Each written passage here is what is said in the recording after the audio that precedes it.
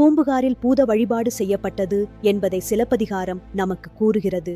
எதற்காக நம் முன்னோர்கள் பூதத்தை வழிபட வேண்டும், அதற்கான காரணம் என்ன, அப்படி அந்த பூதம் என்ன செய்தது என்பதை பற்றின விடயத்தை கொண்டுதான் இன்றைய காணொளி அமைகிறது.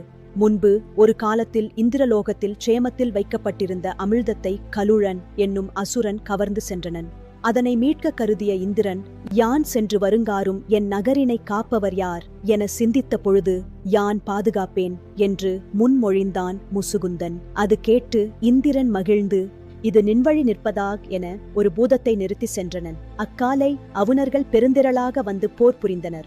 ஆனால் முசுகுந்த சோழனின் படைக்கு முன்னால் அவர்களால் தாக்கு பிடிக்க முடியவில்லை. பொருது தோற்று ஓடியவர்கள் பின்பு ஒருங்கு கூடி சூழ்ச்சி செய்து பேரிருள் கணை ஒன்றை விடுத்தனர். அக்கணையால் எங்கும் இருள் சூழ்ந்தது.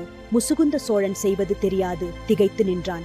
அப்பொழுது அந்த பூதமானது அக்கணையை தன் நெஞ்சில் வாங்கி அவ்விருளை போக்கியது. வெகுண்டெழுந்த பூதமானது அவுணர்களின் படையின் மேல் பாய்ந்து அவர்களின் படைகளை உருகுலைத்தது.